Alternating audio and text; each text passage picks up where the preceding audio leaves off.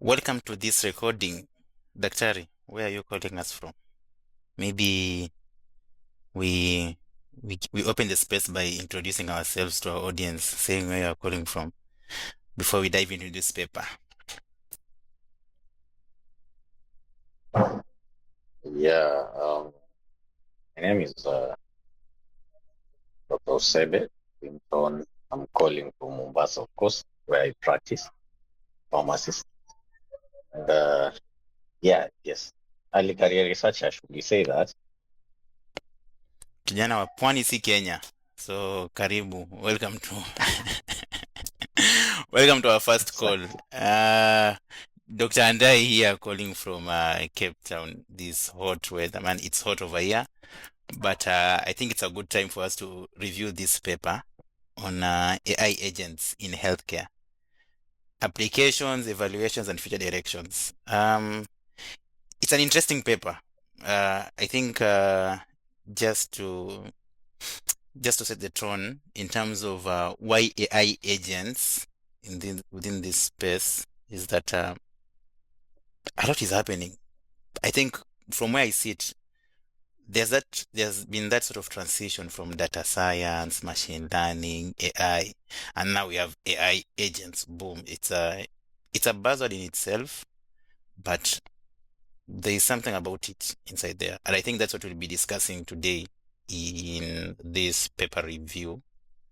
And yeah, that's the general direction of this review to take. Any words, Dr. before we dive deep into this? No. Without much further ado, let's dig deep. Okay. So this paper was written uh by a team from I'd say it it looks like Chinese authors, and they're looking Asian at team. yeah, and they're looking at AI agents in healthcare applications, evaluation, and future directions. I think what will be interesting to begin with is just to discuss to our audience what are AI agents. When we say AI agents, what do we mean? And I think that's what they do first in this paper. They give an overview on what really are AI agents. I don't know, Doc, if you want to begin or if someone walks up to you and asks you, Daktari, what are AI agents? What will you say in this case? I was hoping you'd go first, but let me Give it a try shot. because Give you it a caught me shot. really off Uh-huh. on the definition. Yeah. Uh-huh. Um, let's call it an intelligent entity that we expect it to make decisions, perform actions, and without much supervision, really. Uh, these tasks or decisions that we expect it to check up or execute are usually automated tasks. And because there's no formal definition, seeing as Mm-hmm. like you said, we have graduated from ML to the science to AI now to AIE or AI engineering, which is also part of the core of AI agents. So yeah, I hope I've tried to touch a bit on that. So Mm. there's task planning, calling of tools, and executing of tasks without much supervision from the human. Yeah. Okay. I think just something to mention. I think when you've said there's no really current definition of what an agent is. To some extent, yes, that is where the field that's what the field looks like in terms of defining the term AI agent. But in this case, you mentioned something to do with an entity, and there are two components from the word AI agent and agent. So AI, we can just think of this as large language models. So large language models, I think that's what most people refer to as AI when we talk about when you talk about machine learning space. So everything is called AI, but when you talk about LLMs, that's when people sort of refer it to as AI. Then comes the whole aspect of agent.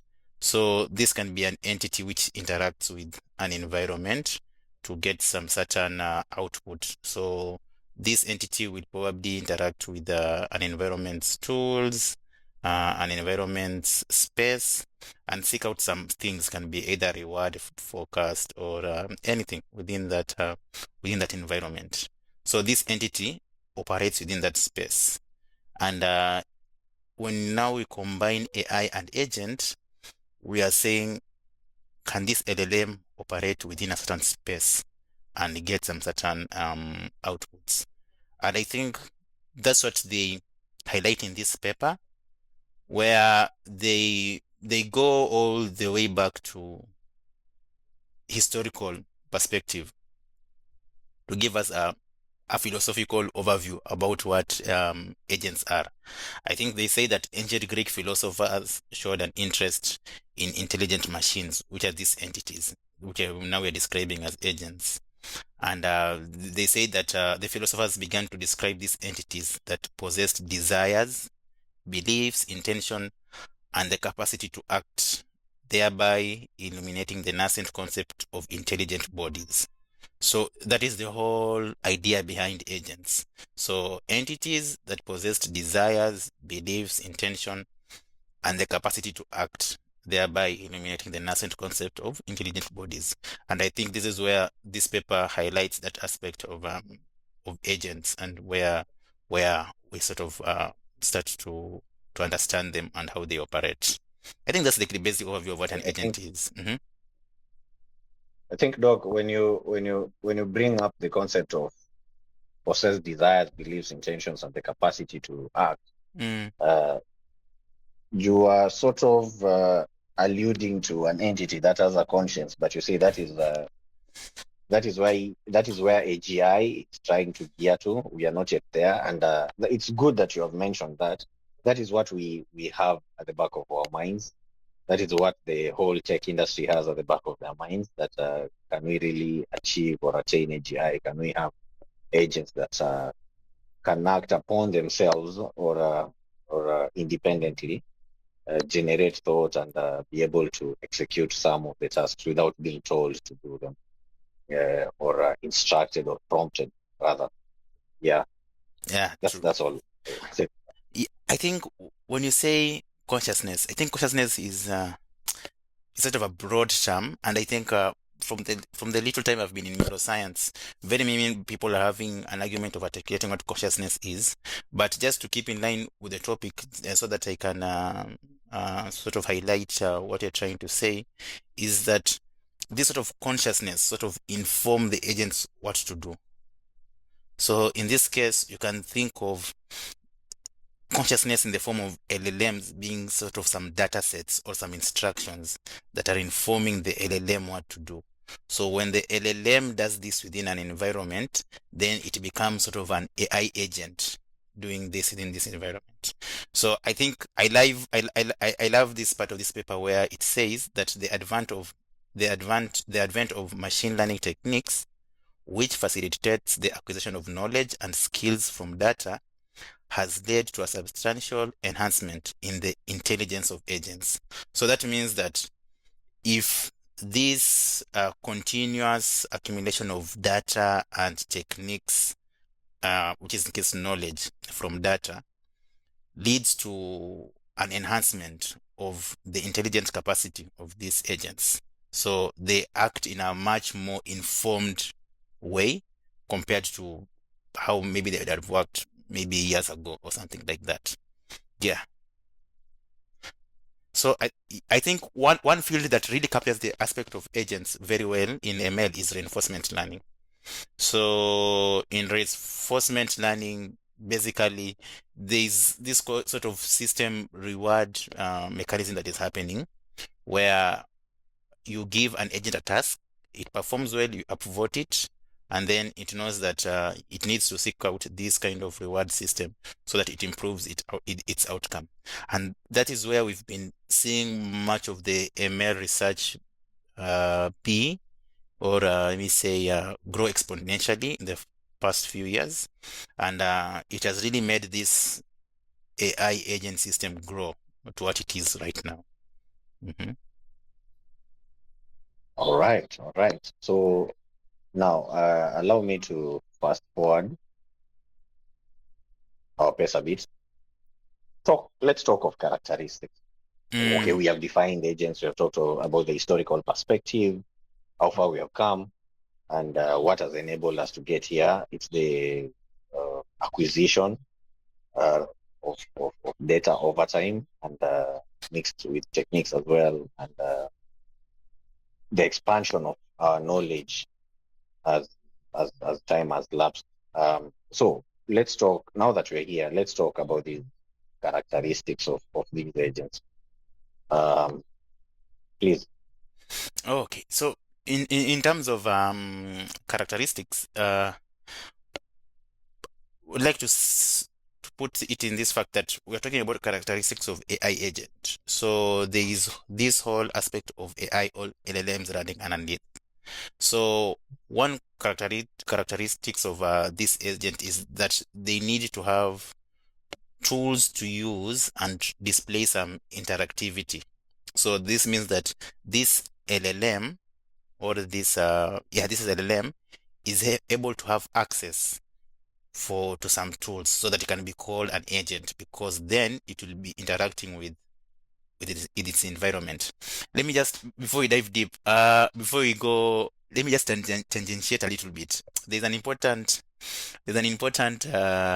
topic we've been looking at past in social neuroscience, and the idea here is when you look at evolution and where we deviate from our closest primates comes in the aspect of using tools. Okay, so what they say is that there are some certain regions in the brain that are that have been, let me say, that have evolved for us humans to use tools compared to our nearest primates. So that is in essential what sort of makes us human, that ability to use tools. So in this case, you can imagine for an AI to be an agent is when that AI is able to use tools. So that's like the classic, one of the classic characteristics that can help you separate between what an AI agent does and just a normal AI model, if I may say. Yeah. So that's an important point that just came into mind. So one of the top characteristics I can say that AI agents have tools and sort of interact with those tools. Another second characteristic is that they have some task in mind to perform. So they'll probably be doing some tasks, not really a specific tasks, but more generalized and even specific to some sense.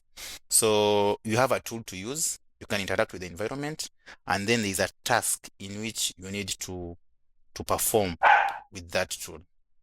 I don't know if those are like two interesting. No, that makes absolute sense. I mean, I was expecting an example in the tool use and interactivity. Maybe you could mention something through APIs. Yeah. Yeah, yeah, yeah. Uh-huh. On the task processing and generalizability, it reminds me of you could take an agent and sort of integrate it into an information system.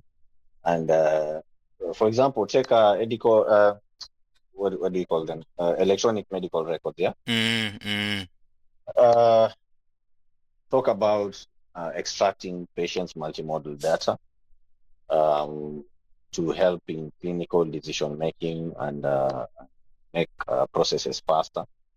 I think even there's a paper you covered in the other video about Panda Health. mm. Yeah. What do you think about that? I mean, you could have an agent that assists these healthcare workers, be it a name or a clinical officer or whoever, to come up with faster decision making. Mm. Uh, Yeah, I think now that you've mentioned, just to tie now the aspect of tools and that tasks that are there. Task So, processing. Mm. yes. So in this case, from where I'm seeing, especially for example, in the case of EHR, is that you have an AI agent, an AI.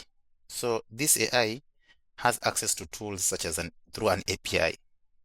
So when it has access to tool via an API in the health record system, there's a task that says, for example, integrate this patient's clinical signs with their labs for this output.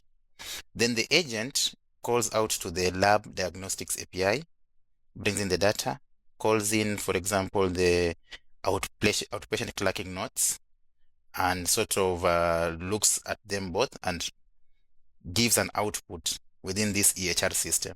So that is an example of how an AI agent would work within this space. So given the characteristics that you've mentioned of tool use and task specific, okay? And I think now just to add another characteristic on top of that is that we expect them to have some sort of logical reasoning for this particular task that they've been given. So in this case, you expect that when the LLM takes the doctor's notes and the labs and looks at them both, they're able to have this logical reasoning and task decomposition kind of approach when handling this specific task. So that can be like the third characteristic of this LLM, as even outlined in this paper. So they're like, oh, okay, this patient has these symptoms, these are the labs, then this is perhaps what it could mean for this patient. Mm-hmm. I think it goes without saying, or rather, I mean, maybe it's good to say it.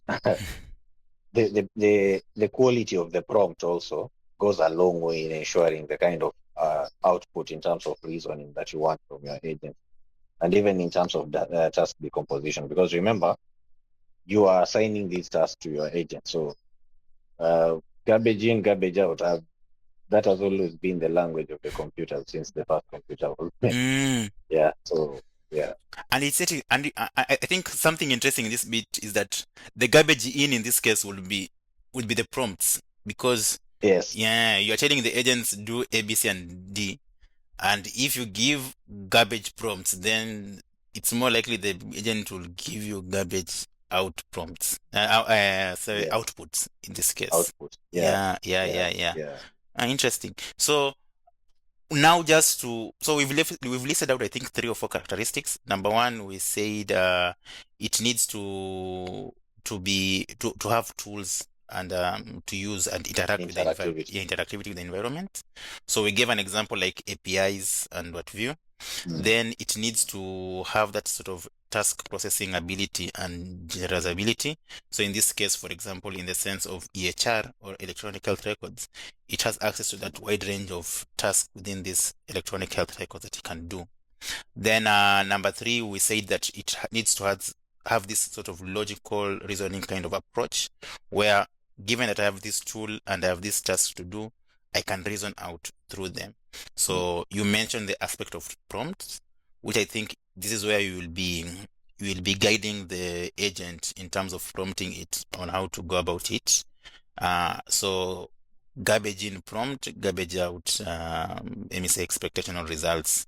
And now I think now number 4 would be now I want to tie this to the aspect of RL, which I had mentioned earlier on when I Yes. said there Mm. is something called reinforcement learning, and that's where the LLM has sort of the research is mostly happening in that area, is that we expect these agents to be adaptable and display that sort of kind of learning and adaptation capability, which means if it does task A in, for example, 10 minutes, can the agent be able to learn, for example, and do this task even, for example, in less minutes? So maybe next time it does it in 5 minutes, because through reinforcement learning, it has been able to understand what to do or come up with the most efficient way of doing this task.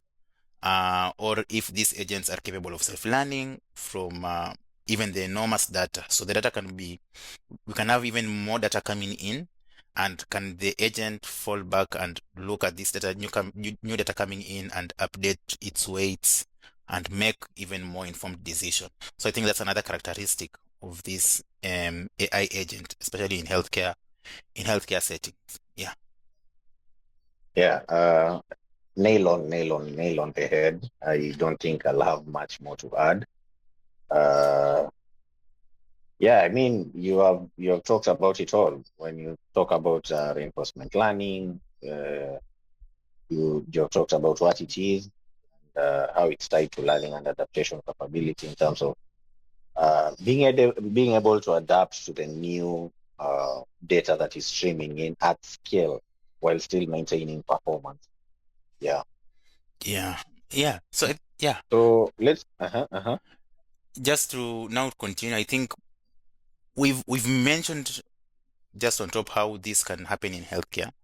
So what other areas of AI agent applications in healthcare do do we foresee? And I think also this paper sort of tries and highlights sort of that broad aspect that we expect to see. So one that I had slightly mentioned was on the aspect of assisted diagnosis, which is something also they mentioned in this paper.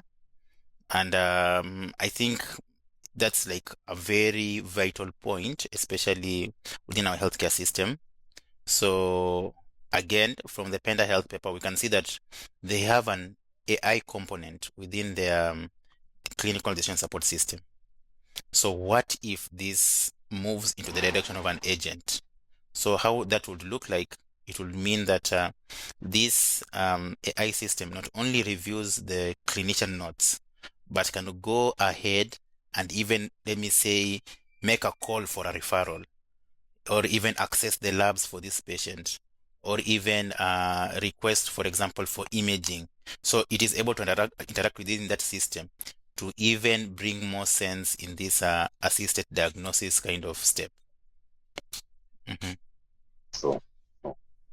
So we I mean there's also the aspect of assisted decision making which ties closely to assisted diagnosis.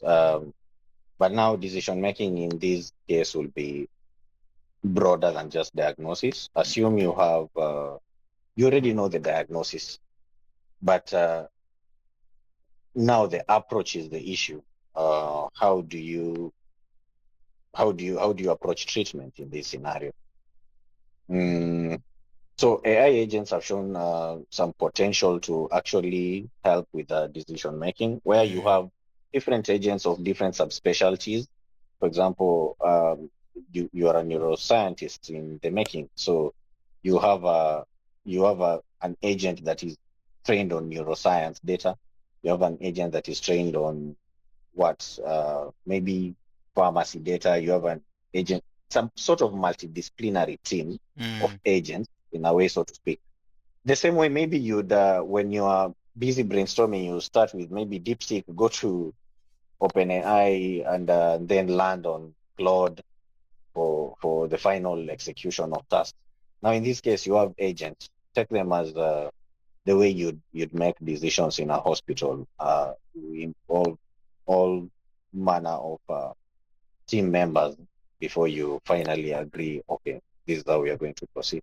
I think agents have really come through in that aspect. Uh, yeah, and it ties closely to diagnosis, but you can see this is overall beyond diagnosis. yeah, I think now just something that I'm seeing, it's also, for example, now a more practical way also is, for example, in emergency care. So in this case, you can imagine a multi-agent system comprising emergency physicians, triage nurses, pharmacists, dispatchers, integrated emergency triage assessment scale to improve now quality, efficiency, and safety in decision making.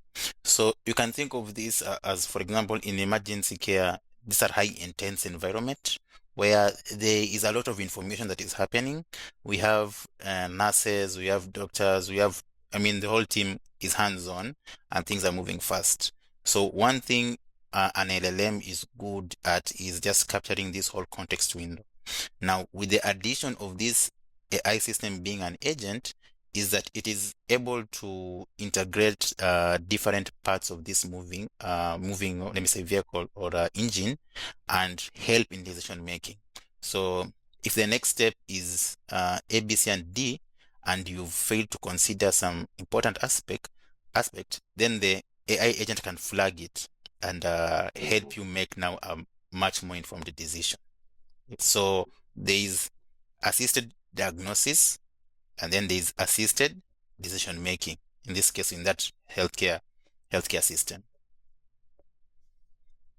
Great, great. Something else I'm And seeing, any yeah, other example? yeah. Something else I'm Mhm. seeing also is we can have also assisted report generation. Uh, Reports can go all the way from X-ray reports, claims, right? I mean, there's a lot of pathology reports. So those reports can really be cumbersome to interpret all at once.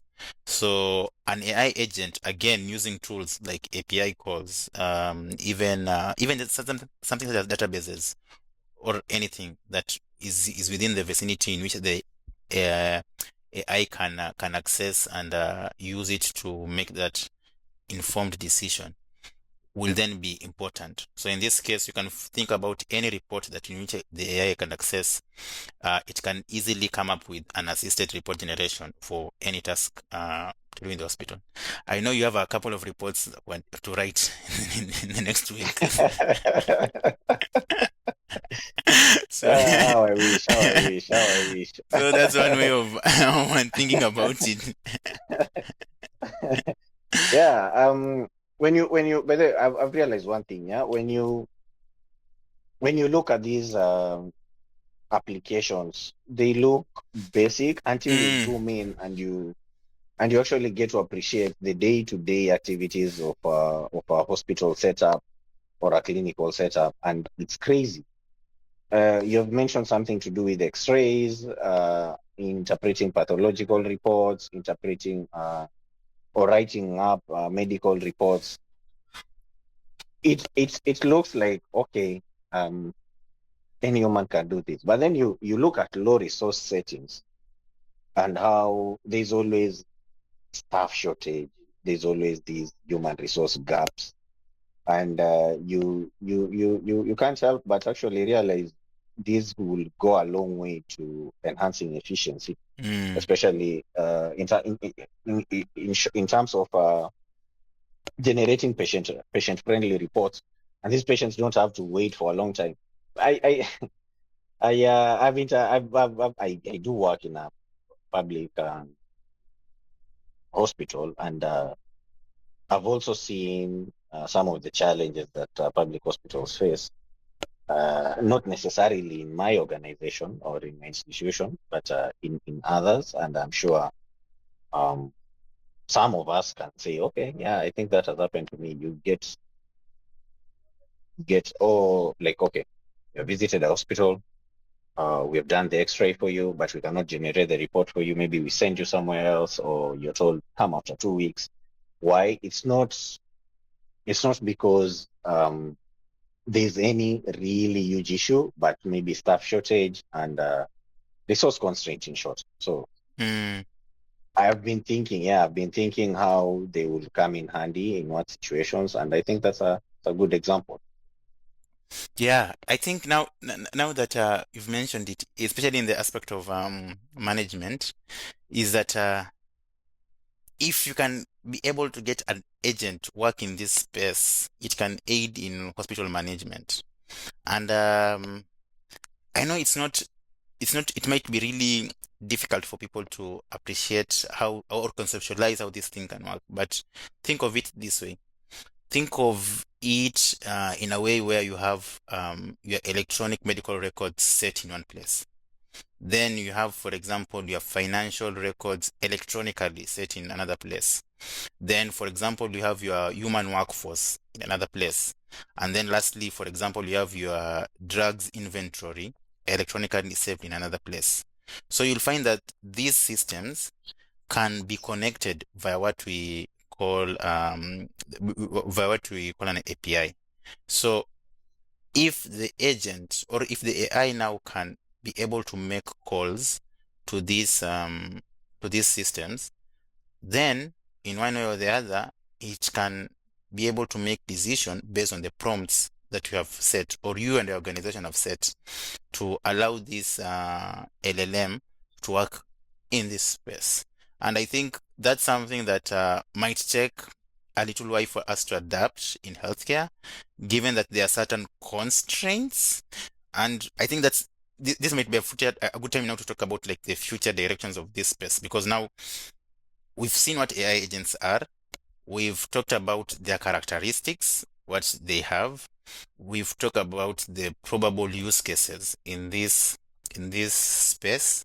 So what what are the future directions? What do the future directions look like? And maybe what are the concerns we need to really address as we try to figure out how to go about these AI agents in this space? So yeah, I think that's a good place to just think about currently. Mhm. Any any points that come into mind, even from the paper?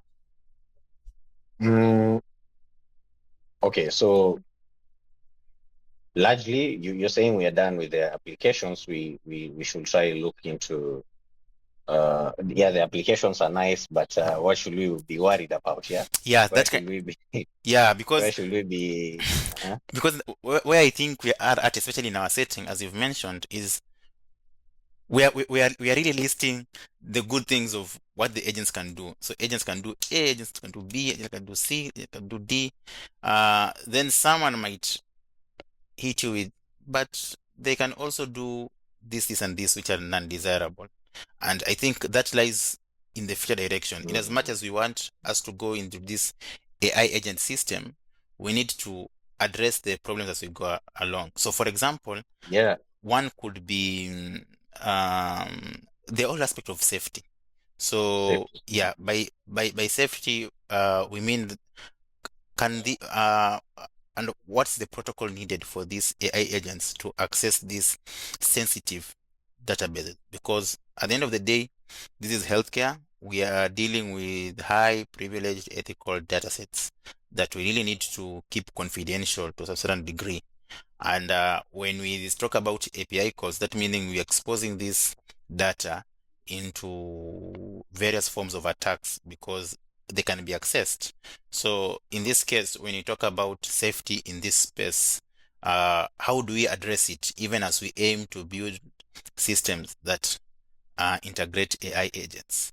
So I think one famous, okay, it's really to be famous. One one AI agent that I think most people have interacted with is OpenClaw. That you can you can download it in your computer, and it can access your emails, it can access your WhatsApp, it can make call, and once you set it up, you can access it via phone, you can access it via Telegram. So it practically means it has access to everything that you're giving it access to.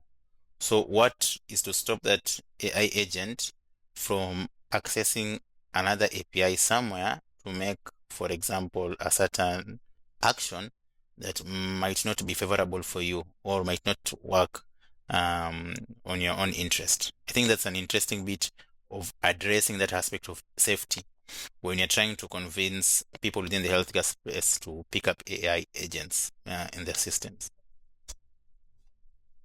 Yeah, I think that's a good point.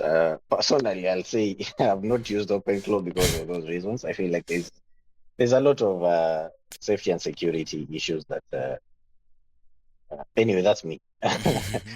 Because I don't see myself giving up my full autonomy to an agent and say, okay, here is my desktop, here's my personal work, here's my personal life, access it, send email A to B, send all that. I don't see myself doing that. Maybe the day-to-day simple operations. Anyway, I digress. We have talked, let me just maybe try and exhaust on the worries that we do have uh, beyond safety. Mhm, Then maybe we can talk about how to uh, construct guardrails or safety measures to guard ourselves against these potential hazards from from agents.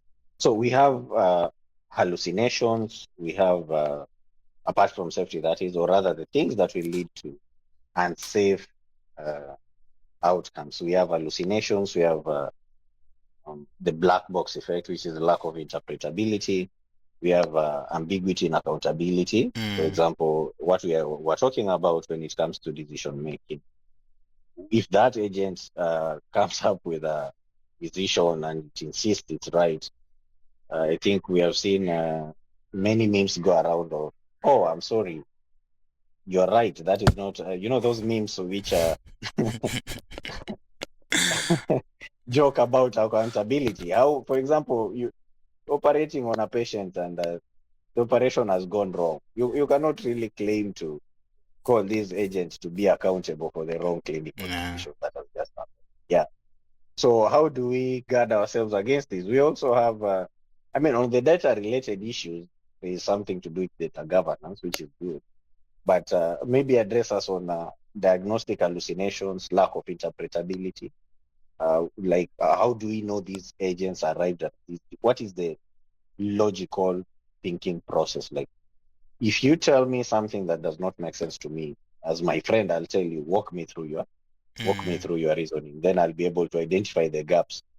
But for an agent, that is a bit difficult. So how do we? Yeah. I think now to address how do we do that, it's through like having evaluation metrics that are really like set in ground. So rigorous evaluation metrics. So in this case, um, let me just talk from the perspective of LLMs. Whenever we say LLMs have been trained, for example, with data that does not represent our setting, and hence we have these benchmarks that they need to pass so that they can be able to be used in our setting, is the same approach that we need now to take with AI agents. So we need to say that we need to think about how we can develop evaluation metrics for these AI agents within this medical space. So we need to see their flaws and see like the medical reasoning flaws that it might have, how this could translate into diagnostic inaccuracies, or for example, inappropriate recommendations. And then we sort of address that either by reevaluating the agent, designing better systems, uh, testing the systems even much better before deployment, and having the whole aspect of, for example, data guidance, or even having like well-structured points where we have clinicians cross-checking these outputs and like sort of going back and forth and sort of facilitating the workflow in this case of this AI agent, because even beyond their their helpfulness within this space, they are prone to those errors that you have mentioned. And I think at this point, evaluation is like our biggest card that we can use to sort of proof check this whole pipeline. Thank you. That's quite the base. So maybe we walk through an example evaluation process, um, or how evaluation typically happens. You talked about some objective truths which we Mm, use to measure. It's like a scale. A meter is a meter. In mm. any corner of the world, a meter is a meter. A kilometer is a kilometer in any corner of the world, or a kg is a kg. These are objective truths.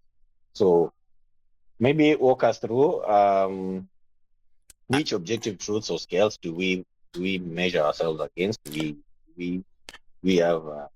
Is it just human experts? Is it what is it? I think for those metrics of measuring, for example, AI agents, it will start from example number one, from what we use to measure AI in itself. For example, the metrics that we use to measure AI, and this means the normal objective metrics that we use, such as accuracy. So accuracy, the precisions, the recall, the fan score. So we want to measure the correctness of this AI agent on how it's performing given some other tasks. Now, these metrics they will evaluate the outcomes generated by that AI agent. Okay, and they will be verified against medical facts. They'll be verified against national guidelines that exist out there, and we will see, for example, is this the way things are supposed to be done? So for example, if you have an AI agent involved in decision making in terms of coming up with differential diagnosis, then it gives a list of A, B, C, D as differential diagnosis. We need to go back to the guidelines and see how accurate was the AI agent able to perform given this ground truth. Okay, so if it doesn't pass that, then it becomes a problem. So for example, I think I have here something in the paper. It says, for example, in Yale University's med agents primarily uses accuracy to evaluate the performance of models like clinical agent, which focuses on clinical trials. Also assessed its outcomes using ROC, AUC, precision, recall, and F1 score. So you can see this is an example of Yale University evaluating a clinical agent for clinical trials. I think that's an area we didn't even mention because it's an also we majorly focused in the hospital setting, but you can see also clinical agents being used, AI agents being used in clinical trials. So that's in the objective area.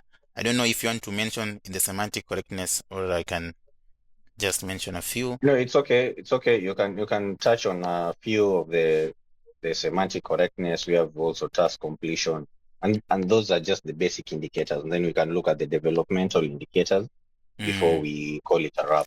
Yeah. So I think for the semantic areas, just to keep it simple, is that now here we assess like the model's ability to comprehend and articulate, so for example, some things by Semantics. yes, semantics in this case. So we evaluate the degree of similarity between whatever the model has generated by text and the reference truth. Okay, so this can be, for example, give drug A this way and this way and this way versus what the truth is.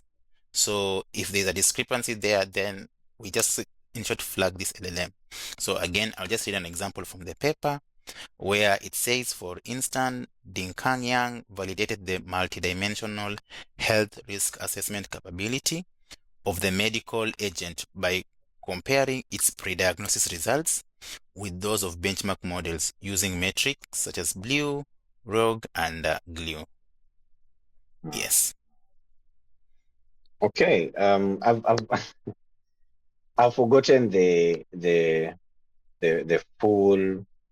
full meaning because these are acronyms. I've forgotten the Mm, full meaning of these acronyms, but it's something we can always mention in passing. Um, let's talk about task completion, just the completion rates and then the success rates as indicators, I right? yeah, yeah. I think for Glue it was I know the first one it's like Google what is it? Something to do with Google, an automation evaluation metric used in natural language processing for text generation. So it was something to do with Gaussian area linear unit, something like that was the Glue. I don't know if it is no, that was not similar. That was actually different. I think I'll check them up. The blue, glue, and it's rogue. Let me just see. Yeah, the rogue one. So let me just read them out here before I know I'll forget them. Mm. So you're saying something else just before, just as I pull this up. Yeah, the rogue one. I remember it was something to do with gisting evaluation. Yeah, recall oriented, and a study for gisting evaluation. Yeah, I was Mm, I was talking about as you look up the rest, I was talking about task completion, the completion rate and success rate as indicators. Yeah, mm, mm, mm, mm, mm. to sort of examine rather how the model achieves maybe a specific task that is given. For this case, for example, for health, with I see there were a couple of agents here. We have the MMed agent and the agent for oncology. What was it? Which institution was Is it the Yale? covered in this as an example?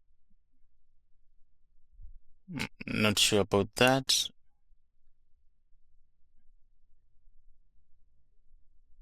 Yeah, Okay. it was Heidelberg Oh University. yeah, Yeah, Heidelberg. Yeah, yeah. yeah. So you want to see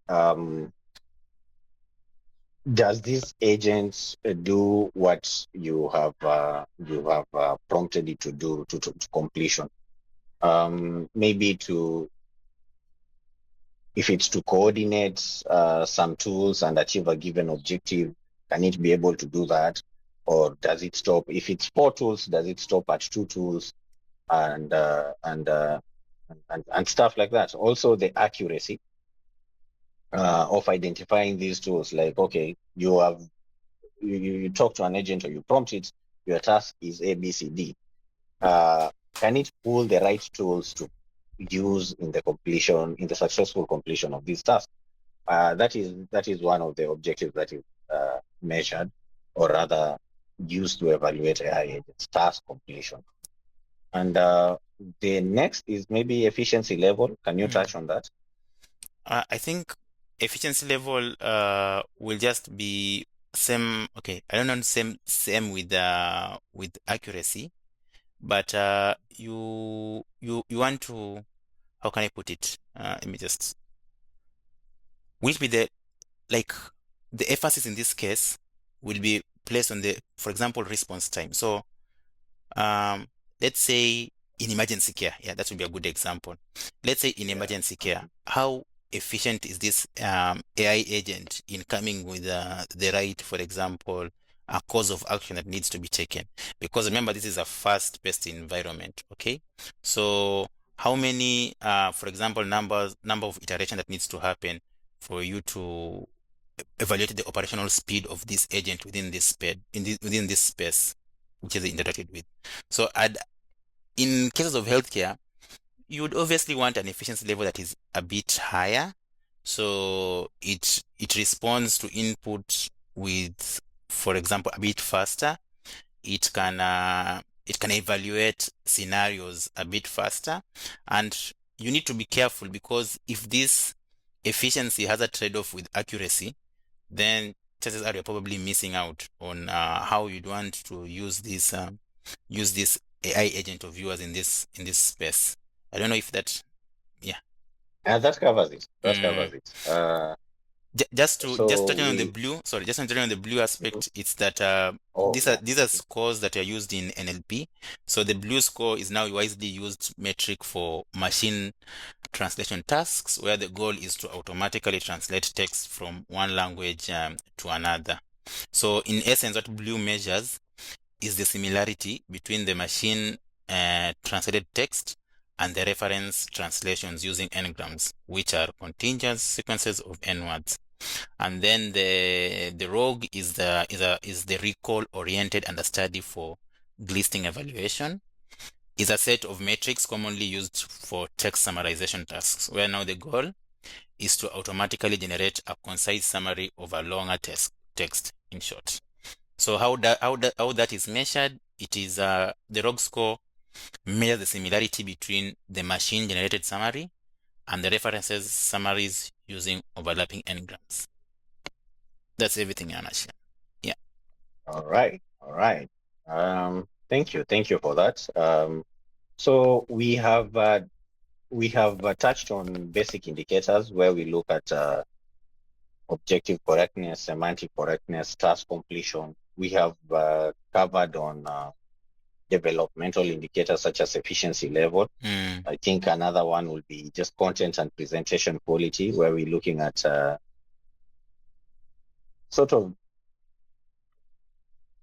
quality in terms of output of the content, and is it correct? Is mm, it meaningful? Is it understandable? Stuff like that. And we also have another developmental indicator will be humanistic care. I mm. think this is a very big ongoing conversation. Even the problem of safety that we covered on mm, is touched a bit on about or with humanistic care. So maybe shed some light on that. The humanistic here bit, Yes. I think, number one, that needs to be also context. Let me say context specific. I'd imagine, for example, how humanistic care would be approached in a hospital environment kind of setting would be different from, for example, diagnostic uh, perspective. So when building up your evaluation metrics, they should consider this this kind of environments. So you need to reflect, the AI agents needs to reflect these environments on how you evaluate them in essence. So just something that I saw from the paper, let me just see. Uh, so it says in the utilization of AI agents within medical domain, there is that necessity for the development of a uh, com practical and comprehensive evaluation tool given the environment. So healthcare can be tricky because there's this sense of you think that one AI agent will be used everywhere. But Mhm. if you use this AI agent in, for example, oncology setting, and this one in this other setting, it will be different. A good example is that from the example you get it, for example, in oncology by that university beginning with H, I just forgot its name, and the one that we've seen from Yale, you can see that these are different agents. It's not just one agent within one space. So that means that the evaluation for these agents will be different. Compare that to now with OpenClaw. If you deploy OpenClaw, it will probably serve you across everything. So you will find that the environments in healthcare are so domain specific that an AI agent won't serve everything. So that means that when you are coming up with the evaluation metrics and the safety profiles, they need to consider these environments as well. Mm. All right, all right. I think you have covered quite a bit on that, and maybe for example, you said something about hospital settings. I'd say uh, the ability to take in just reminded me of the first when OpenAI launched the first few models of ChatGPT. There were a few hitting issues Mm. where you people could ask maybe AI how to commit atrocities or self harm and stuff like that, and it will still tell them before a flag was raised, like, hey, I don't think that's ethically correct. Now you check that and put it to the hospital setting. Mm. You you want your agent to have respect for patients' emotions and autonomy, and really the whole social context of social ethics when handling a patient. You want your agent to be able to factor that in. Mm. Yeah, that's all. Yeah, I think we've covered a lot. So that's everything in a nutshell about AI agent in healthcare. I think there's a lot of opportunities, and very many people have been saying this is the year of agents even from last year. So probably this is the decade of agents. And what we are increasingly seeing is that the agents are slowly becoming a part of the mainstream society, if that makes sense. So that means that it is being integrated in workflows or systems that we are increasingly conversant with. And healthcare being one of them, it is important to think of how these systems might be incorporated within this space. Because when you talk about systems, it's just beyond ChatGPT as a model or Gemini as a model. Is given that ChatGPT has these tools within this space and this environment, what is it able to do? So that becomes an AI agent. And we normally sort of package it in a way that it becomes an agent in itself, so that it can interact with the environment, it can carry out some certain desirable tasks, you can configure it, you can optimize it, and so it operates in itself as an intelligent system to make informed decision within this particular environment, which we are calling healthcare in this space. Yep, I think that's all from me, Doc. Yeah, asante sana. This was a good session. I hope to catch the we can I think we'll continue this conversation in the next episode. Maybe we'll see what to AI Okay. agents or asante sana. All right. Until next time. Bye bye, Mku.